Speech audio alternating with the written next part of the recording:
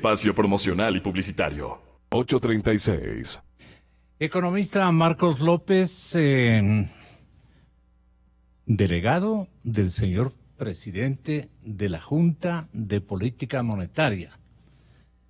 Ese es su cargo muy merecido actualmente y estamos muy contentos de tenerlo acá. Francamente, Marcos es el diseñador de esta estratagema, en el buen sentido de la palabra. Nos explicará.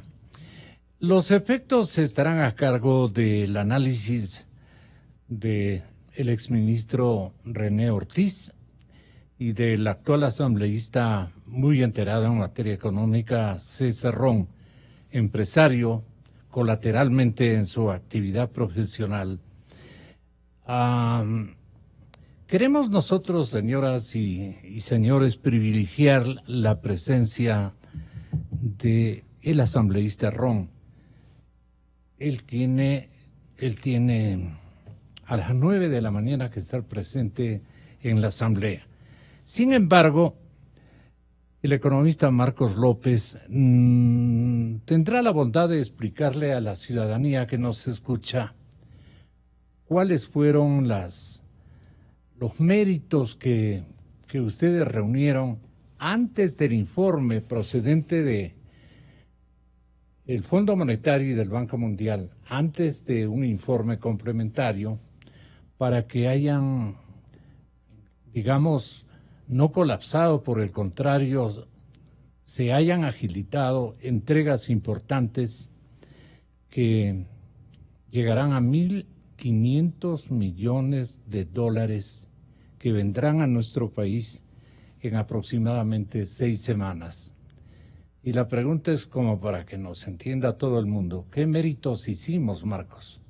Bienvenido, muy buenos días. Buenos días, Fernando. Qué gusto estar acá en el estudio. Muchísimas gracias a todas las personas que tienen la amabilidad de escucharnos. Siempre hemos hecho nuestras pláticas a través de la línea telefónica. Así es. Yo le vi sospechosamente viniendo a Quito a cada momento. Parece que ha habido aquí ocupación para Marcos Leo. Sí. Lo apreciamos mucho y a su trabajo siempre lo ponderamos, Marcos. Muchas gracias, Gonzalo. Mire, el tema de ir al Fondo Monetario Internacional y a los organismos internacionales, simplemente pues uno no llega como un enfermo que dice, oiga, estos son mis síntomas y le doy la receta. Uno al Fondo Monetario Internacional va con un plan y ese es el plan Prosperidad. En ese plan Prosperidad, uno de los fundamentos que tiene ese plan Prosperidad es buscar nuevamente los equilibrios fiscales y buscar la autonomía del Banco Central del Ecuador. Evidentemente, ¿por qué hay que ir a buscar los equilibrios fiscales? El economista Eizaguirre fue ministro de Hacienda del presidente Lagos y no fue exactamente, no ha sido pues el presidente de más derecha que podamos ver de Chile, sino más bien el presidente que más tiró hacia la izquierda en Chile. Sin embargo, el ministro Eizaguirre decía que la responsabilidad fiscal no es ni de derechas ni de izquierda. Es una responsabilidad social porque la irresponsabilidad fiscal la termina pagando siempre el que menos tiene. Vivimos 10 años de irresponsabilidad fiscal. Vivimos 10 años en la que se rompieron todas las reglas macrofiscales e inclusive se rompió todo el sentido común desde el punto de vista de economía, como por ejemplo haberle metido la mano al Banco Central y habérsele llevado 10.000 millones de dólares y haberle dejado papelitos allí, 7.000 millones en papelitos, y lo otro fueron descapitalizaciones descaradas diciendo que un bono de 1.250 millones valía cero, o regalándoselo graciosamente el Banco del Pacífico a la CFN. Es cierto que va de un lado para otro, pero eso tuvo toda una cantidad de efectos colaterales. Entonces el Banco Central fue atacado inmisericordiamente.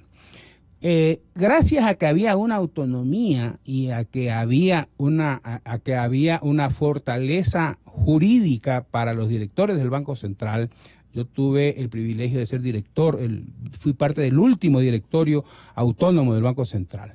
No permitimos que, a pesar de todo lo que nos dijo el presidente Correa y todo lo que intentó el presidente Correa en lo personal con nosotros, que toque un centavo de la reserva. Si ustedes ven el balance de noviembre del 2018, que es el último mes en el que yo ya salgo del directorio y era el último director de ese directorio autónomo, por cada dólar que está depositado en el Banco Central del Ecuador, en esa época más o menos 6.500 millones de dólares, había $1 de reserva internacional de libre disponibilidad.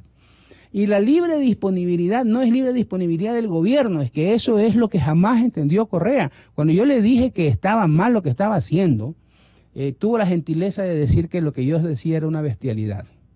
Que el Banco Central es como cualquier banco comercial. Que por qué financiamos nosotros al exterior. Equivocación. La banca comercial sí está para crear dinero. El Banco Central del Ecuador no está para crear dinero en base a asientos contables.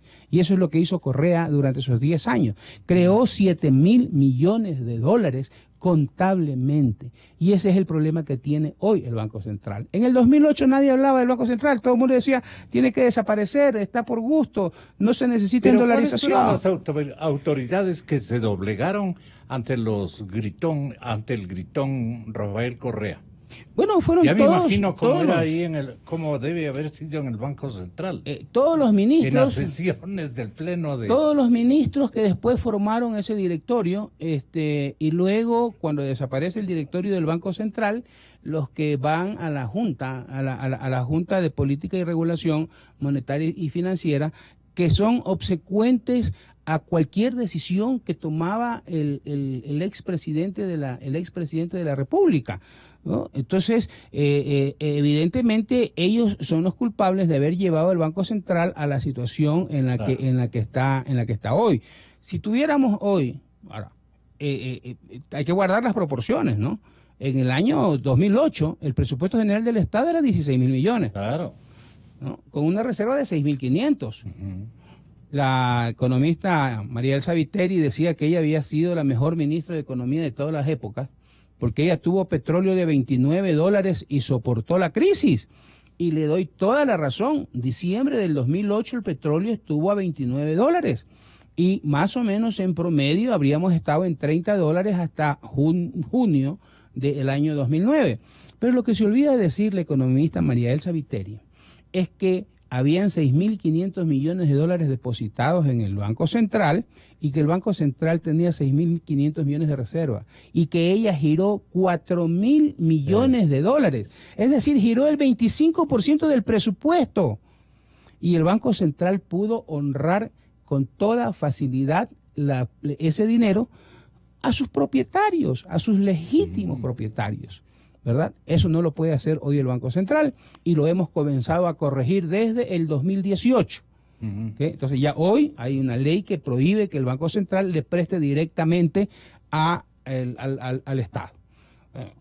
El economista Correa pues era fanático de ponerle un ropaje social a todo, ¿no? Sí. Entonces decía, vamos a financiar la banca pública para que la banca pública empuje la producción en el país, y le entregaba dinero el Banco Central a la banca pública. ¿Y qué hacía la banca pública? Se daba la vuelta y compraba bonos del Estado y seguía financiando el gasto público y nunca financió la producción. ¿Okay? Eso también está prohibido hoy por ley, ¿no? En eso yo creo, y aprovecho que está aquí el asambleísta César Ron para felicitarles y decirles, oye, esa es una decisión en el sentido correcto en el que tenemos que llevar la economía. Entonces, todas estas cosas son las que hemos hecho economía bien, institucionalizada, ¿no? Claro, y hemos ido corrigiendo. Antes se daba un préstamo, la reserva subía y se caía enseguida porque la utilizaban para gasto público. Hoy la reserva tiene una tendencia distinta. Hoy la reserva internacional se está manteniendo. Ya no vemos esas caídas bruscas después de cada crédito que se recibe. Entonces, estamos cambiando la tendencia de la reserva internacional. Ahora, llegar a niveles que sean saludables de reserva nos va a tomar por lo menos hasta el 2026 o 2027 en el que cumpliremos una meta como esa. Porque evidentemente, mientras tengamos déficit, el déficit versus la reserva, ¿qué es lo que hace? Es como un tanque de agua, que yo quiero mantener el nivel, pero la salida es de 6 pulgadas y la entrada es de 5 pulgadas. Claro. Para poder mantener el nivel, ¿qué hago? Le pongo una manguerita de 1 pulgada que se llama deuda. Entonces tengo que seguirme endeudando para mantener el nivel. Cuando cierra el déficit y ya los 2 tubos son de 6 pulgadas, entonces puedo cerrar recién la manguera de la deuda. Pero para empezar a pagar deuda, tengo que subir pues el tubo de los ingresos a 7 pulgadas. Entonces en ese momento voy a comenzar a pagar deuda. ¿Y qué es lo que tiene el Banco Central fundamentalmente? Bonos del Estado, ¿no? Alrededor de 3.500 millones de dólares en bonos del Estado, más esos 2.300 millones de esa malhadada dación en pago que se hizo con acciones totalmente fuera de toda lógica, ¿no? Entonces, René Ortiz, primeros comentarios. ¿Usted cree que Richard Martínez está, digamos, ponderando logros que han sido reencausados, todo lo que usted quiera, pero no es para pavonearse como que las entidades, especialmente los multilaterales, están felizotes con nuestra situación? Yo creo que la institucionalidad económica ecuatoriana le debe todavía a los organismos de desarrollo muchísimos avances más enérgicos y, cabe el término, más radicales para evitar estos escenarios que duele la cabeza cuando recordamos esos días. El ministro de Economía está celebrando cosas que valen la pena celebrar, o nos debe todavía, digamos, ¿qué tipo de recomendaciones nos debe todavía el señor ministro Richard Martínez, que ayer se mostraba felizazo con lo alcanzado hasta este momento? Sí, falta mucho todavía por hacer. Ya. El acuerdo con el fondo es reciente. Sí. Y con el Fondo Pero Monetario ¿está Internacional escribiendo con buena letra? está escribiendo con buena letra, porque a la final él es el responsable de que nosotros cumplamos. Quiero decir, nosotros como Claro. país. Porque la mínima señal de incumplimiento se acaba. Aquí no hay tolerancia, porque a pesar de ser una carta de intención, que es la intención gubernamental de poner la casa en orden, en el momento en que empezamos a fallar, entonces simplemente se derrumba pues, todo el proceso de la primera parte, que en mi entender, en mi mejor entender, es la reinstitucionalización del Ecuador. Ahí vamos bien. Ahí vamos bien. Ecuador falta mucho, le decía. Ya. Y también hay una enorme responsabilidad que recae sobre la Asamblea Legislativa. Enorme responsabilidad. Pero no conviene el triunfalismo, digamos, de Bueno, alguna manera. Puede darle ese carácter también. Puede darle ese carácter. No. Pero la esencia de esto es que, en mi opinión, tenemos que dar las señales internacionales correctas. Y en ellas, pues, también van los estilos. Entonces, el estilo del ministro es ponerle un ingrediente de mucho entusiasmo. Y claro, pero todo está pendiente. Lo más importante Le de ha lo logrado pendiente incluso es la reforma económica. Y lo más importante de lo pendiente es la reforma laboral. Y en esos pendientes está el corazón de la reactivación económica. Porque no podemos nosotros arriesgar, mi estimado Gonzalo, y permítame antes agradecer por la invitación y saludar a mis distinguidos colegas en este panel, tanto a Marcos como a César, ¿no? Y decirle, nosotros como país estamos cambiando. Y claro, necesitamos todo el apoyo de todos. Por eso yo sí, y las cámaras hemos aplaudido con mucho entusiasmo lo del acuerdo nacional. Bueno, pues ese es un papel, dicen muchos. No, ese es un papel que contiene muchas cosas. Pero pongámonos con la mano en el corazón. Vamos a crecer negativamente este año, pero el siguiente también. Y también hay una perspectiva de que el siguiente también. Claro, mejorando las negatividades, pero seguimos negativos. Entonces, yo creo que las señales... Pero esta parte parece que tiene que explicarnos, porque la gente se queda allí sospechando de que como que usted no quiere que haya una alegría tan nítida como la que exhibe Richard Martínez. Usted dice, estamos mejorando, pero seguimos en negativo. ¿En negativo en qué? Le pregunta la gente. El crecimiento de la economía está programado para terminar este año 2019, creo que al 0,5%. Eso es un... Supongamos que las cosas que se hacen dentro de la Asamblea en lo que resta del año da las señales correctas de que vamos en el camino del cumplimiento del acuerdo con el fondo. Nosotros podemos terminar con algo menos que el 0,5%. ¿No? Quiero decir, mejor. ¿No? O sea, podemos inclusive aparecer con el 1 a final de año. Digo, aparecer. ¿Por qué? Porque las señales que se están dando en materia económica, que son críticas, y las que se van a dar en materia laboral, que son recríticas, entonces le damos una señal a la comunidad internacional de que aquí se está trabajando con seriedad. Pero el año siguiente, que estaba pronosticado, no solamente pronosticado por nuestro Banco Central de acá, sino también por el Fondo Monetario y el Banco Mundial, que también era malo, entra dentro de otro carril. Entonces, quiero decir con esto que los estimativos futuros pueden cambiar solo con las señales que salgan de aquí del Parlamento. El círculo quiero hacer una infidencia. Sí, claro. En el Consejo de Cámaras, en la Cámara de Comercio de Quito, teníamos la visita del presidente de la Asamblea, el legislador Vitardo. Y yo le dije, señor legislador, tenemos un problema grande con la Asamblea. La Asamblea tiene una credibilidad del 11%. Oiga, esa credibilidad es terrible. Comparta con sus amigos cada momento que sus colegas quieran desviar, dígales, pero si solo tenemos 11%, hay que crecer para llegar a un 70% de credibilidad, ¿no? Esa es una tarea enorme del director, del director de debates, del presidente de la Asamblea. Claro. Cada vez que se están desviando los congresistas, no se desvíen. Tenemos que recuperar credibilidad, porque el ciudadano común y corriente y las corporaciones no nos están creyendo el trabajo que estamos desarrollando. Entonces hay una responsabilidad y un reto enorme, le decía a él, de levantar esta credibilidad.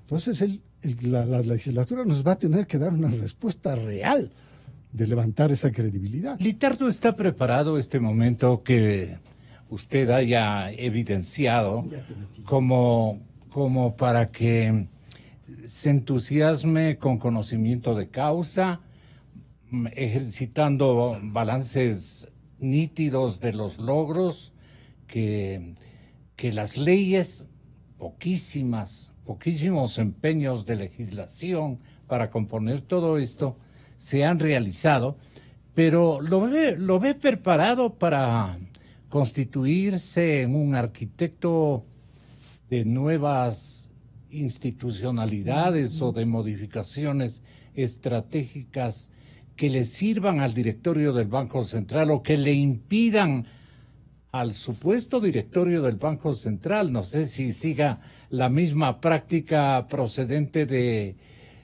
Frente Económico, del gobierno, no ceñidos a la técnica, no ceñidos a los cuidados especiales que debe revestir una instancia de mejoramiento de la economía. Vayan a entusiasmarse mucho y las cosas se descuiden en términos de cumplir con lo que usted sabe como empresario y parlamentario, muy conocedor del tema, por su partido, que tiene una alta responsabilidad y es quejoso y conocedor además del tema económico a fondo. El Partido Social Cristiano tiene que, a través de su banca, me refiero a su bancada, examinar lo que se está haciendo allí. Allí, ¿cuál es el calificativo que usted determinaría o la calificación que usted extendería a este gesto renovador que aparece en el Parlamento, pero solo de palabra? Porque el elenco en calidad legislativa no existe. Es un Congreso bastante quedado en materia económica de lo que nos consta a nosotros como periodistas. No sé qué opine usted, desde luego. Gracias, Gonzalo. Buenos días. Un saludo especial a Marco y a René. Realmente la situación del país tenemos que analizarla desde el punto de vista económico hoy, la necesidad de restablecer la economía, la dinámica, el trabajo, el empleo. partiendo de que tenemos gravísimos problemas. Primero, una deuda abultada, que el presidente ha dicho que es de 75.000 millones. Segundo, que 6 de cada 10 ecuatorianos no tienen trabajo. Tercero, que no tenemos crecimiento económico, producto de que recién estamos tomando las medidas para corregir el problema. Y en economía, los ajustes toman tiempo y los resultados también. Lo que no podemos es desmayar en una claridad de una política, de una ruta y de un rumbo que tiene que tener el país. ¿Producto de qué? De haber cambiado el modelo de desarrollo económico. Ecuatorianos, el modelo de desarrollo económico utilizado por casi 12 años de la Revolución Ciudadana colapsó. La expansión del gasto corriente colapsó. El crecimiento de la burocracia desmedida en el Estado colapsó. El modelo de gratuidad en la educación, en la salud, en la seguridad social colapsó. Entonces tenemos casa adentro, por ejemplo, que no hay ahorro interno, que el Seguro Social ecuatoriano está quebrado, que hay que hacer una reingeniería para rescatar la seguridad social, que es el ahorro interno de la nación, lo más importante para el desarrollo, y que después de 20 años de buenas o malas decisiones, pero en este caso muy malas, podemos comparar. Cuando en la constituyente del año 98, se decidió no ir por un sistema mixto igual al chileno, sino que sea únicamente estatal. Resulta que después de 20 años, el sistema chileno de seguridad social tiene más de 180.000 millones de dólares acumulados, plata para el desarrollo, plata para los proyectos de inversión, plata para generar trabajo, inversiones en otros países porque tienen tanta plata que tienen que invertir en Perú, en Argentina, en Paraguay, en Bolivia. Y en el Ecuador, después de 20 años, el Seguro Social está quebrado. ¿Producto de qué? Del desgobierno, del abuso del poder, de no manejar la economía con tecnicidad, sino únicamente, como usted dice, al braveo. Y aquí al braveo no se pueden seguir haciendo las cosas. Al braveo se fue y se metió la mano y se sacó la plata de la reserva del país. Reserva que no es del gobierno, pues. Reserva que es de los bancos, que sirve para el encaje bancario. Reserva que protege la plata de los cuentaahorristas, de los depositantes de las instituciones financieras del país. Plata de los consejos provinciales, plata de los municipios, plata del Seguro Social. Esa es la realidad. ¿Qué le pasó? Entonces, con este marco y este antecedente, hoy pues nos encontramos con un nuevo modelo de desarrollo económico basado en la producción y el empleo. Hoy. Este nuevo modelo empieza pues a ajustarse después de que el gobierno del presidente Moreno finalmente abre los ojos, ¿no? Después de un año de gobierno, abre los ojos en su segundo año y dice, no podemos seguir así, hay que arreglar la economía. Y como el Ecuador se demoró como país en tomar las medidas y las decisiones, no le quedó más que ir al Fondo Monetario Internacional para que nos ayude a arreglar la economía, el desajuste, el desafuero, y a través de un acuerdo, ¿no?, podamos ir poniendo en orden la casa adentro. Hoy, que nadie quería hablar del Fondo Monetario, porque en el Ecuador era un pecado poder hablar del Fondo Monetario. Claro. Un poco más del que hablaba del Fondo Monetario o ir a un acuerdo con el fondo, era un vendepatria, pues, ¿no es cierto? Ese era, no. Y peor en el gobierno de la revolución, pues, ¿no? Al paredón era eso, ¿no? A la cárcel, vendepatria, ¿no? Resulta que el Fondo Monetario se convierte en la tabla de salvación del Ecuador. Pero hay que hacer los deberes, pues, Gonzalo. Claro. Hay que achicar el tamaño del Estado, hay que gastar con racionalidad, tenemos que ir achicando el déficit fiscal, porque el Ecuador no solo tiene un problema en la economía, sino que tiene un déficit fiscal y tiene que tener, lo más importante, disciplina fiscal. Pero esa reserva que Marco hablaba de 1 a 1 en el 2008, ¿no? Hoy no es pues 1 a 1, yo no quiero decir cuánto es porque no quiero asustar más a los ecuatorianos, ¿no? Hay que ir construyendo. Y él hablaba de que para el año 26 o 27, es decir, después de 6 o 7 años, podemos recuperar esa estabilidad, ese a 1 o ese cercano 1 a 1, que es lo que se debe tener en economía. Entonces, ¿qué significa? Que si bien no vamos a tener crecimiento económico, ya enrumbamos al país para empezar a crecer 1/2 punto, uno hasta llegar a tener crecimientos, porque el Ecuador tiene que recuperar su economía después de varios años para tener crecimientos del 5, 6, 7% sobre el Producto Interno Bruto que nos permita salir adelante. Entonces, lo que decía René, señales de confianza. ¿Cómo va a venir la inversión al país si no había arbitraje internacional? Hoy en la ley económica hay arbitraje internacional. Entonces tenemos que empezar a trabajar en esa dirección para generar confianza en el inversionista. ¿Cómo vamos a hacer en el Ecuador cuando tenemos una rigidez laboral que no permite pensar en nuevas formas de contratos? No puede ser pues que nosotros mismos los ecuatorianos nos tiremos la puerta en las narices. Hay que buscar todos los mecanismos modernos de nueva contratación para generar trabajo. ¿Cómo vamos a decirles a los jóvenes, a los innovadores, ¿no es cierto? A estos jóvenes que no están hechos para estar en una horma, pues ellos no están dentro de la disciplina y la rigidez de un sistema, que no pueden innovar, que no pueden emprender, que si emprenden una empresa de lo que sea, de chocolates o de caramelos, de computadora, tiene que tener una rigidez tal que tiene que cargar con todo este elenco que le va a ayudar a trabajar? ¿Por qué no podemos ir pues al trabajo hora hombre? ¿Por qué no tenemos que ir a estas cosas diferentes que generen trabajo?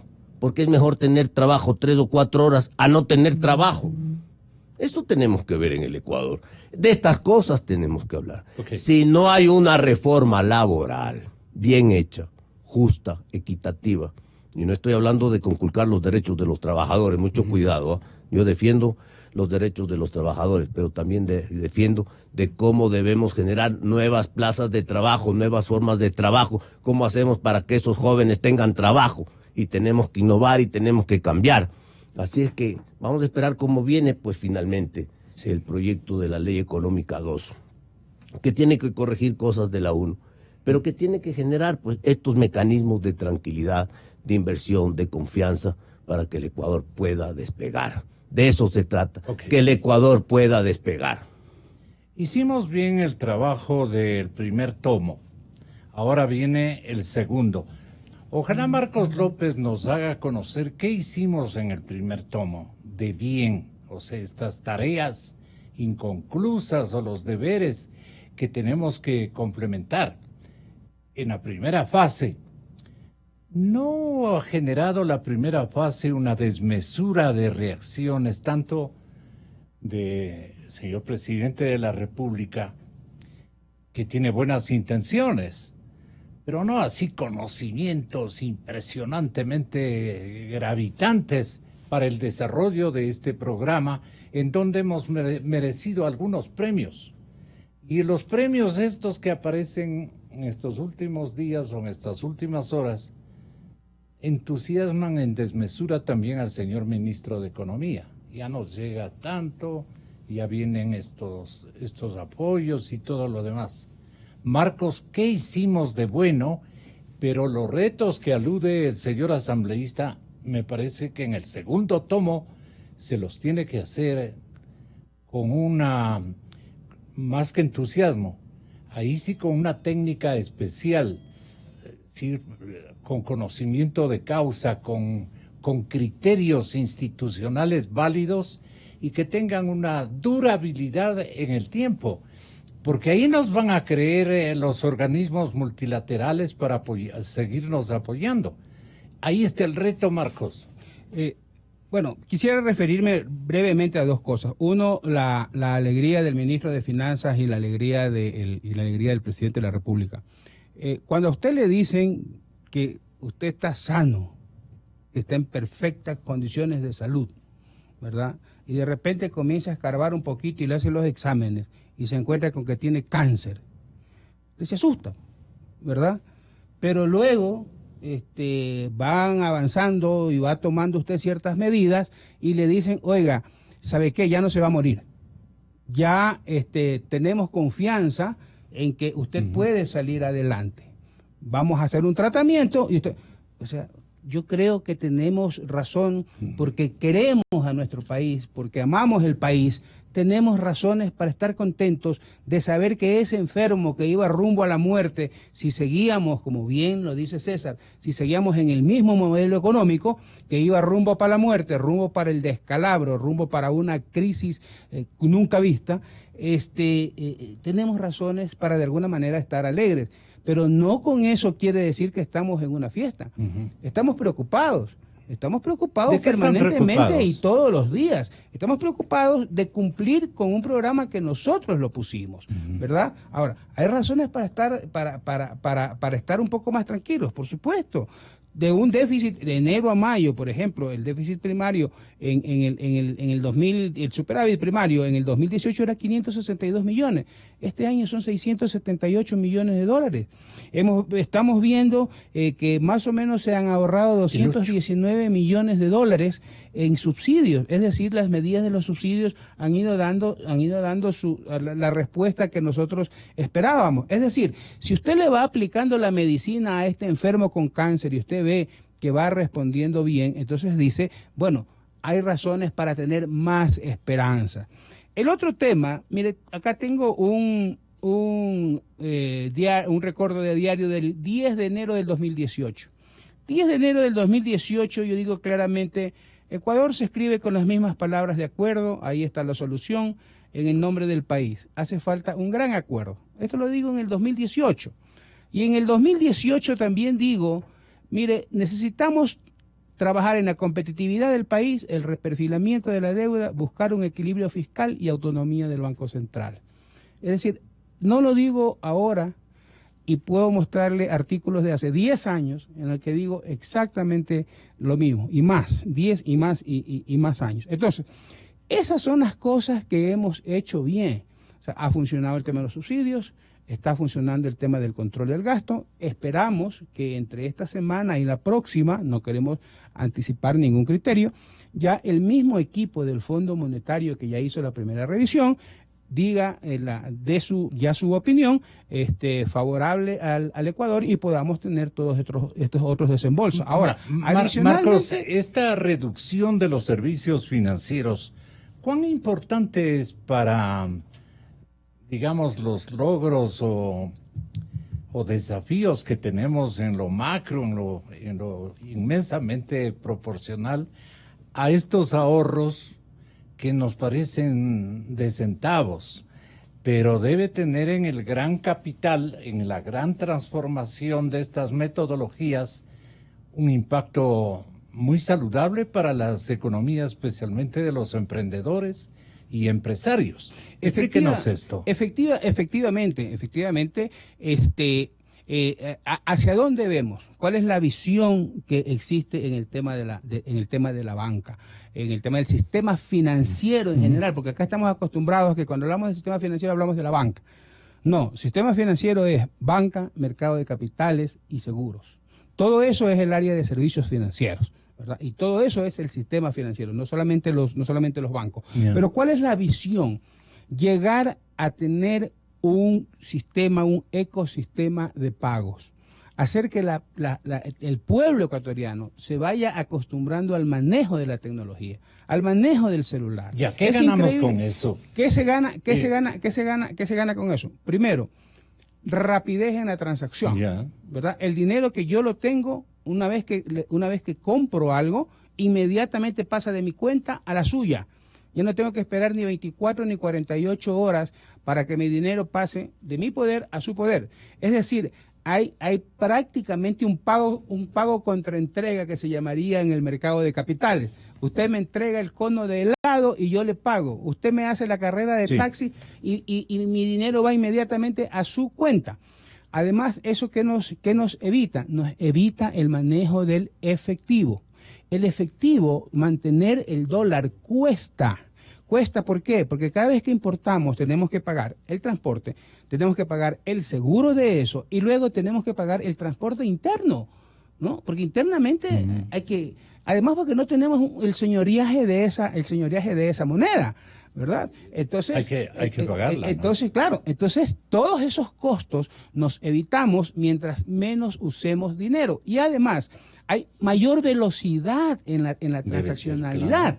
¿Verdad? Entonces, tenemos que buscar ir hacia ese ecosistema de pago, como en otros lados. Usted se acerca al puesto donde venden un cono de helado y usted se encuentra con un código QR. Allí usted acerca su teléfono y dice, fue $1, usted paga en el dólar y le muestra, ya pagué. ¿Verdad? Hacia eso tenemos que llevar. Aquí se hablaba del tema de acuerdos, ¿ok? Pero yo quisiera hacer dos reflexiones en los ecuatorianos, en todos los ecuatorianos. Uno, no seamos tan pesimistas. En el Ecuador, yo creo que en ningún país como en el Ecuador hay tantas formas de contestar cuando a uno le preguntan cómo estás. El ecuatoriano nunca está bien. Está más o menos, está ahí luchando, peleando viviendo por no ser soberbio, peleando. Nunca está bien. El gringo, cuando usted le pregunta cómo está, el gringo nunca está menos de fine, menos de bien. Los ecuatorianos, en cambio, nunca estamos más arriba de más o menos. Entonces, por Dios, levantemos la cabeza, porque de esta crisis no nos va a sacar ni el Fondo Monetario, ni el Banco Mundial, ni la CAF, ni el FLAR, ni ninguno de los organismos internacionales. Nos vamos a sacar nosotros los ecuatorianos. Y luego, hablar de un acuerdo. Sí, todos estamos de acuerdo con el acuerdo, mientras el acuerdo no me toque, ¿verdad? Entonces los trabajadores dicen, yo estoy de acuerdo con el acuerdo, pero primero vayan al de lado. Entonces van del empresario, yo estoy de acuerdo con el acuerdo, pero primero vayan del otro. Todos están de acuerdo, pero siempre y cuando el acuerdo empiece por... Acordar es ceder. Okay. Yo no he visto a las organizaciones laborales hacer una marcha por los desempleados, pues.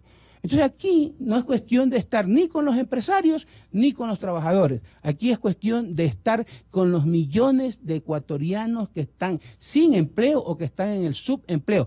Para ellos tenemos que buscar la solución. Para los que están empleados, ya está la solución. Hay el desahucio, hay la indemnización por despido, tiene las horas extras, tiene toda la protección. Okay. Pero un joven universitario que quiere trabajar desde el viernes en la noche hasta el domingo en la noche, no puede en este país. La fase legislativa, ¿en qué comprende este momento y de urge?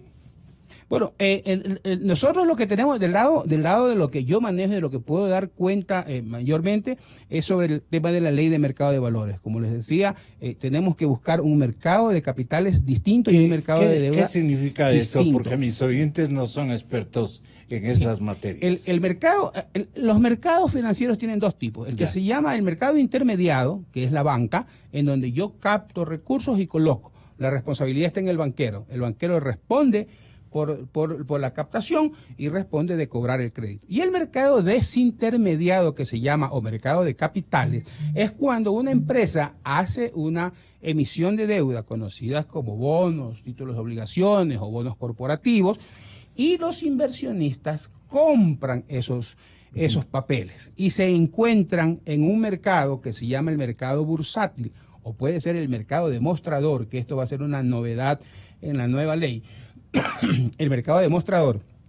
Entonces allí se transa. Y eso va a permitir que ese crecimiento de ese mercado pueda bajar las tasas de interés y la producción se puede hacer a tasas más bajas. ¿Okay? Entonces hay que fortalecer ese tema. No hay información en el país. La mayor parte de las transacciones financieras se la hacen vía telefónica, se cierra, pero no se sabe la tasa, no se sabe el plazo, no se sabe el tipo de papel. Entonces, esas cosas hay que cambiarlas. No puede ser que nos hayan dejado una herencia de más de 30 tipos de bonos. En Estados Unidos usted compra un bono del Tesoro americano y usted sabe que es bono, ese es. O sea, es como un billete de $100. Usted sabe que es de $100, no es que se puede algo, no se puede esto. Aquí hay más de 30 tipos de bonos que nos dejaron de herencia. René Ortiz, lo que quiera decirnos al tenor de esto. Bueno, en el proceso es la voz de los empresarios. Estamos en el proceso de reajuste. Sin la menor duda, la industria extractiva, yo tengo que señalar esto. La industria extractiva juega el papel más importante. Este momento. Sin desconocer, sin quitar méritos a nadie, la industria extractiva, la legal, la industrial, esta es la que juega el papel más importante en este momento para la reactivación. Y en ese contexto hemos visto señales claras. y respuestas también. Es decir, el ministerio encargado del ramo, el ministro Pérez, ya ha firmado las cosas que ha tenido que firmar. Nos ha anunciado otras. Tal vez algunos quisieran ver un poco más de velocidad. Esa es cuestión de estilos, ¿no? Ya. Esto en hidrocarburos. Ahora en minería, pues evidentemente nosotros tenemos que alinearnos más con la legalidad, la seguridad jurídica, que es, en mi opinión, algo que es la bandera que está utilizando el presidente y la administración actual. La Esa bandera de la seguridad y el jurídica. Orden ciudadano. Y el orden ciudadano. Entonces, Usted nos explica luego. está muy bien, gracias por la corrección, César. En la seguridad jurídica, nosotros tenemos que hacer que funcione también la institucionalidad. Entonces, no podemos esperar que después de que se ha producido un problema, por ejemplo, en el caso Girón, ¿no? Una compañía, un buen ejemplo. una compañía, le estoy poniendo ese ejemplo porque esa compañía tiene sus derechos, tiene sus contratos, tiene todo en orden, paga sus impuestos, contrata gente, promueve más contratación de gente en los alrededores, todo eso ha hecho esto y ha invertido. Y ahí hay una inversión clarísima. Y de repente, un grupo de ciudadanos se opone. Se convierte en Yaku y comienza la jodedera. ¿Eso es lo que usted quiere referir? Estoy refiriéndome exactamente a eso. ¿Por qué? Porque el ministerio tuvo que empezar a litigar ante la Corte Constitucional de que lo que estaba haciendo era correcto. Y se fueron por el otro camino de la consulta y le acaban de hundir a ese proyecto. Entonces, ¿qué es lo que le espera al Ecuador, Gonzalo? Le espera un juicio. Será uno más internacional y vamos a tener, porque ese juicio está perdido. Está perdido, yo lo anticipo, como lo he anticipado en las ocasiones anteriores en las que el régimen anterior tuvo la desfachatez de dar por terminados algunos contratos, tuvo la desfachatez de decir que les vaya bonito, si no quieren firmar esos contratos, todas esas cosas, esas fanfarronerías, nosotros tenemos que ponerlas a un lado. La reconstrucción de esta casa donde vivimos todos, tiene que hacérsela bien. Entonces, aquí vamos a tener que pedirles tranquilidad. Tranquilidad a todas aquellas personas que no están de acuerdo. ¿Para qué? Para, a través de los mecanismos del diálogo, ponernos de acuerdo. ¿Por qué? Porque la industria extractiva es el único mecanismo mediante el cual el gobierno va a tener ingresos precisamente para ir satisfaciendo una enorme demanda social, porque no hay. ¿De dónde quieren que salga la plata para simplemente atender la demanda social? Ese es el recurso minero, a través de la industria minera, industrial, de calidad industrial y legal. Nosotros no queremos otros Buenos Aires. Vea, nosotros ya tenemos un ejemplo y muy grave, el de Nambija. Vaya usted que los medios, por ejemplo, los investigativos, nos dieran un resultado de todos esos años en Nambija. Una mina de oro fantástica, destruida, pero no solamente destruida la mina desde el punto de vista geológico, destruido todo el ambiente, porque la corrupción que ahí ha existido simplemente es tierra de nadie, tierra sin ley. Y esto quieren hacer de Buenos Aires. Otro recinto que se ha creado alrededor de un depósito minero. Y probablemente no habrá forma de controlar en Girón. Y se van a instalar todos los ilegales en Girón. Sí. Vamos, por favor, tenemos que regresar a que todos estamos bajo la ley, o todos estamos en la misma barca, o simplemente esto no tiene ningún futuro y nos vamos a lo que dice Marcos, una crisis. Y una crisis de las que jamás hemos visto en la historia del Ecuador. Pero, por favor, somos gente inteligente. Tranquilidad, conversemos. Por ejemplo, sobre el tema de la explotación, de la exploración en el suroriente. Veo que las comunidades indígenas han reaccionado y les pido tranquilidad. Hay que observar claramente qué es lo que dice el marco jurídico nuestro. ¿Qué es lo que dice el marco jurídico de los tratados internacionales sobre derechos de las comunidades indígenas? Y ahí vamos centrándonos en los acuerdos, ¿Para qué? Para hacer precisamente este enlace que yo señalaba. La consulta que dice la Convención 169 de la OIT está enlazada con los beneficios de participación de las comunidades aledañas al sitio de explotación. Así está conectada. No está conectada con el consentimiento, con el consentimiento, que es el artículo siguiente de la misma Convención 169. Está referido a si hay que reubicarles a las comunidades. Esto no habla de reubicación, no se está reubicando a nadie. Entonces, yo creo que tranquilamente nosotros podemos llegar a muchas cosas, incluyendo, yo tengo una tesis que la vengo trabajando y la he trabajado con indígenas, directamente con comunidades indígenas, que es derechos de propiedad. Así como existen derechos de propiedad en Estados Unidos para la extracción de recursos naturales no renovables como la minería y como petróleo, gas, carbón, o como en Canadá, los indígenas por sus derechos ancestrales pueden tener directamente un derecho de propiedad al recurso natural en el subsuelo. 1% de realía, muy bien, 0,5%, lo que sea, lo que la legislatura considere que, pero les llega directo. Porque ahora hay que esperar al papá Estado que llegue. Así es. A esa comunidad. En esta entonces, ronda o llega mal o no llega nunca. Señora asambleísta, y ahí tenemos nosotros que las compañías tienen que estar siendo el reemplazo del Estado para satisfacer una enorme cantidad de demanda social insatisfecha. Derechos de propiedad, es una idea que le vengo trabajando 5 años. Las comunidades indígenas han estado conmigo, dicen qué interesante esto, porque yo les hago el ejemplo de Estados Unidos y de Canadá, en donde una comunidad de Oklahoma, Gonzalo, produce 3 millones de barriles, es una comunidad indígena. ¿Por qué no lo puede hacer también aquí? Digo, estas cosas tenemos que cambiar. Es parte del proceso de modernización. Es como cuando hablábamos sobre el tema de la conectividad que necesitamos en todos estos servicios bancarios. El ejemplo. Tenemos que llegar a otros avances. Ya. Tiene que llegar la tecnología a nosotros. Recuerde lo que pasó con las telefónicas. Sí. Llegó el celular y se acabó el resto. En la ronda intracampos, para ir a lo que le interesa a la Asamblea Nacional y lo que le interesa al país. En la ronda intracampos no se habla de participación comunitaria.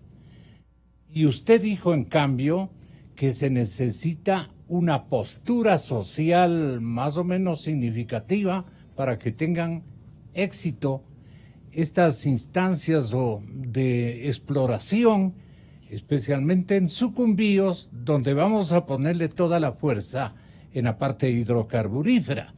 Y en la parte minera, y seguimos pensando, y todo lo demás, ¿cómo piensan ustedes contribuir? Porque, repito, no es un congreso de expertos el que usted forma parte. ¿Se necesita un apoyo técnico y académico, si cabe el término, para ilustrar a la colectividad de esos campos, de esos territorios, y entrarle con fuerza a convencer a las comunidades de que esto es bueno para todos? Pero naturalmente con las limitaciones que las leyes y las normas que ustedes dibujen en un estatuto que van a construir, pues respondan y dejen sin discurso a los opositores a la minería y a los opositores a la prospección hidrocarburífera.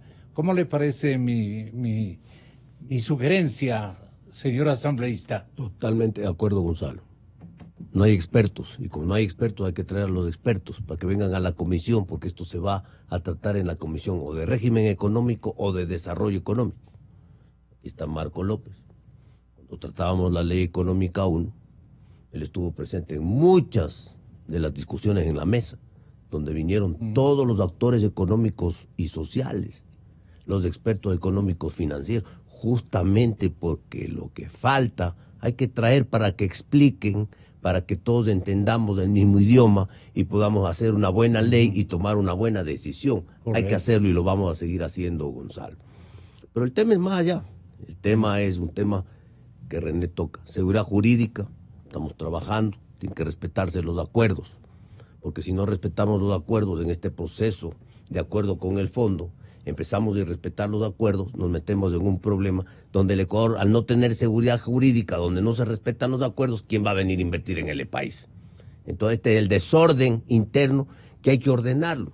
Yeah. Y hablaba del orden público, hablaba yo. Exacto. ¿No? El orden público tiene que ver con esto, pues, que llega la policía a Buenos Aires y le dan bala desde los cerros y desalojan a la policía, cuando debería ser al revés, pues, que llega, ya no va a tener que llegar el ejército ecuatoriano a Buenos Aires y desalojar todo Buenos Aires y poner orden en una concesión minera, en un trabajo minero, en una explotación minera ordenada. No nos quejemos de que va a haber allí un escenario bien convulsionado. Primero, ahí hay, todo es ilegal ahí, todo es ilegal. Ahí hay trata de blancas, ahí hay droga, ahí hay homicidios, hay lavado de dinero. Es un infierno eso, terrible. Aires. Y mire, y le voy a poner el ejemplo fuera de esto.